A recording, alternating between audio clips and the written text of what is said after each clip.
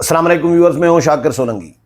Viewers, Khyber Pakhtunkhwa assembly की मखसूस नशस्तों के अरकान से गवर्नर खैबर पख्तूनख्वा की जानिब से हलफ लेने का मामला जो है वज़ीर आला अली अमीन गंडापुर पेशावर हाई कोर्ट लेकर गए हैं।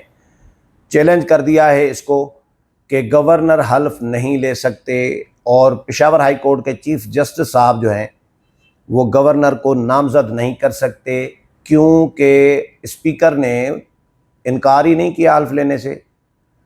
कोरम पूरा नहीं था जिसकी वजह से उनका हल्फ मुलतवी किया गया था, इजलास हल्फ नहीं हो सका था। तो जब तक इनकार न करें स्पीकर, जब तक कोई मजबूरी न बन जाए, तब तक पेशावर हाई कोर्ट के चीफ जस्टिस किसी को नामजद नहीं कर सकते, गवर्नर को नामजद नहीं कर सकते। लिहाजा गवर्नर ने जो हल्फ लिया है मखसूस नशस्तों के अरकान से वो गैर आइनी और गैर कानूनी है। दूसरा, स्पीकर खैबर पख्तूनख्वा असम्बली बाबर सलीम सवाती ने भी ख़त लिखा है चीफ जस्टिस ऑफ पाकिस्तान को कि जी chief justice Peshawar high court ने आइन की खिलाफ वर्जी की है, अपने इख्तियारात से तजावुज़ किया है और वो गवर्नर को नामजद नहीं कर सकते जब तक मैं इनकार न करूं। मैंने इनकार नहीं किया।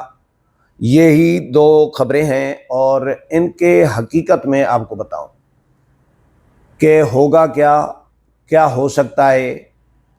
कि पहली बात तो ये कि चलें, गवर्नर के हल्फ लेने के मामले को चैलेंज कर दिया वज़ीर आला ने, वज़ीर आला का हक है।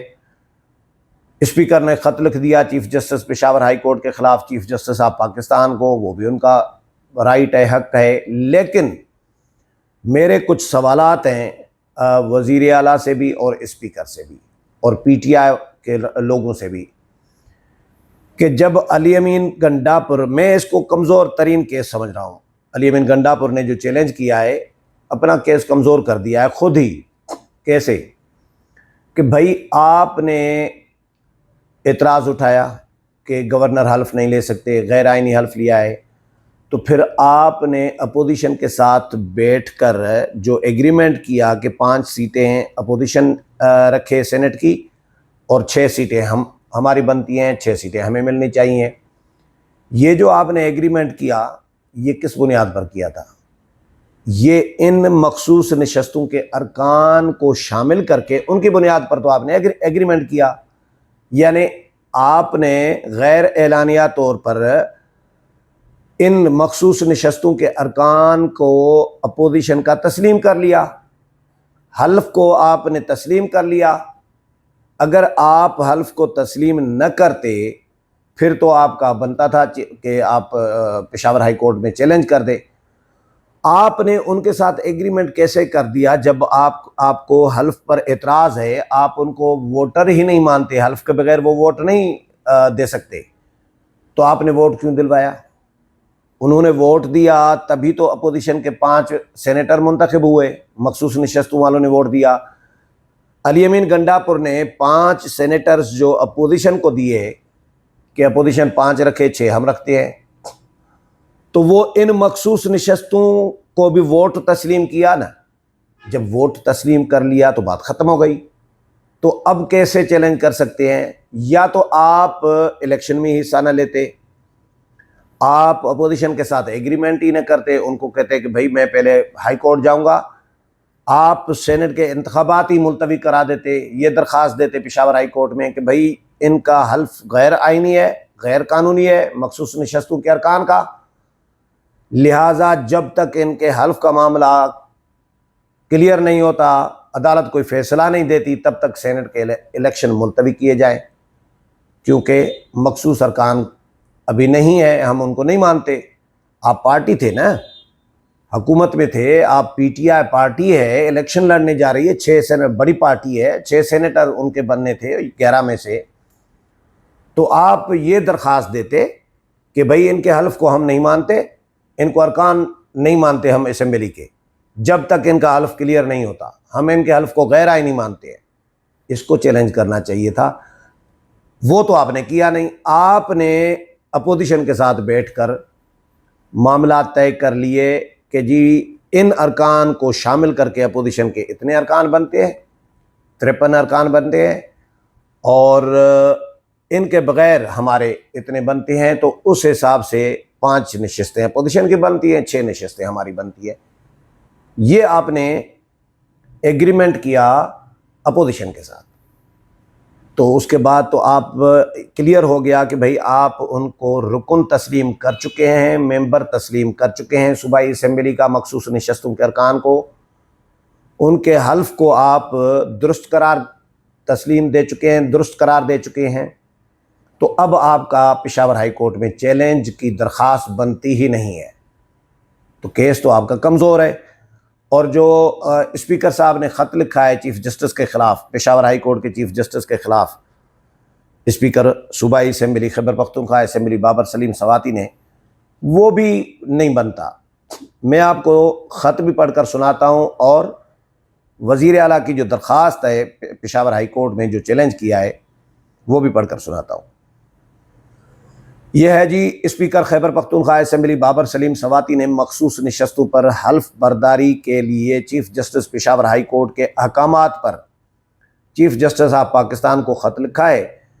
बाबर सलीम सवाती की जानिब से chief justice of Pakistan justice यहया Afridi को लिखे गए ख़त में कहा गया है कि मखसूस नशस्तों पर हल्फ बर्दारी के लिए chief justice Peshawar high court के अहकामात गैर कानूनी हैं।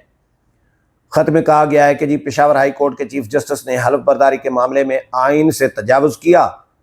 अदलिया मुक़न्नना और इंतज़ामिया को मुतय्यन आइनी हदूद में रहते हुए काम करना होता है। कोरम पूरा न होने पर इजलास मुलतवी करना आइनी और कानूनी अमल था। इन्होंने कहा कि जी इजलास मुलतवी करना गैर हाज़िरी या आइनी फरीज़े से इनकार नहीं समझा जा सकता। पेशावर हाई कोर्ट के चीफ़ जस्टिस ने इख्तियारात से तजावुज़ करते हुए गवर्नर को हलफ के लिए हिदायत जारी की। इस तरह के इक़दामात इदारों के दरमियान इख्तियारात के तवाज़ुन को बिगाड़ने का बायस बनते हैं। ख़त में स्पीकर खैबर पख्तूनख्वा असम्बली ने कहा कि जी chief justice Peshawar high court ने मुझे अपनी सफाई का मौका नहीं दिया। बग़ैर अदालती कार्रवाई या दरख्वास्त के अदालती अहकामात जारी करना इख्तियारात से तजावुज़ की वाज़ेह मिसाल है। वाज़ेह रहे कि गुज़श्ता रोज़ खैबर पख्तूनख्वा असम्बली के, अच्छा ये एक हो गई इनकी खबर। दूसरी खबर जी, खैबर पख्तूनख्वा असम्बली का मामला मखसूस नशस्तों पर मुंतखब मेंबरान की हल्फ बर्दारी पेशावर हाई कोर्ट में चैलेंज कर दी गई है। वज़ीर आला अली अमीन गंडापुर और स्पीकर ने गवर्नर हाउस में हल्फ बर्दारी चैलेंज की। वफाकी हुकूमत, registrar Peshawar high court, governor, election commission समेत दीगर को फरीक बनाया गया है। दरख्वास्त में मौक़िफ़ अख्तियार किया गया कि जी स्पीकर सूबाई असम्बली ने मुंतखब मेंबरान से हल्फ लेने से इनकार नहीं किया।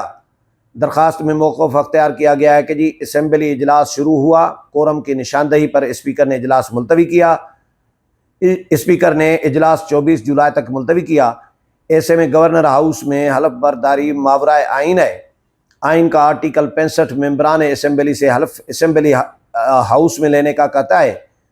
एडवोकेट जनरल शाह फैसल का कहना था कि जी आर्टिकल 255 2 में नाकाबिल अमल नामुमकिन का लफ्ज़ लिखा हुआ है। चीफ जस्टिस के पास आर्टिकल 255 2 के तहत जुडिशल इख्तियारात हैं, इंतज़ामी तौर पर वो उसको नहीं देख सकते। दरख्वास्त गुजार ने मौक़िफ़ अख्तियार किया कि जी वज़ीर आला, स्पीकर सूबाई असम्बली इनकार करें तो फिर चीफ जस्टिस किसी को नामज़द कर सकते हैं। हमें सुने बगैर चीफ जस्टिस ने गवर्नर को हलफ लेने के लिए नामज़द कर दिया। वज़ीर आला ने इलेक्शन कमीशन की हिदायत पर इजलास असम्बली इजलास तलब किया था। दूसरी जानिब स्पीकर KPK असम्बली ने चीफ जस्टिस के ख़िलाफ़ चीफ जस्टिस को ख़त में गवर्नर के जानिब से हलफ लेने पर तहफ़्फ़ुज़ात का इज़हार किया है। ख़त में बाबर सलीम सवाती ने मौक़िफ़ अपनाया है कि जी आर्टिकल 130 और 255 की रोशनी में स्पीकर खुद मुख्तार आइनी अथॉरिटी है। गवर्नर ने हलफ लेकर आइनी हदूद से तजावुज़ किया है।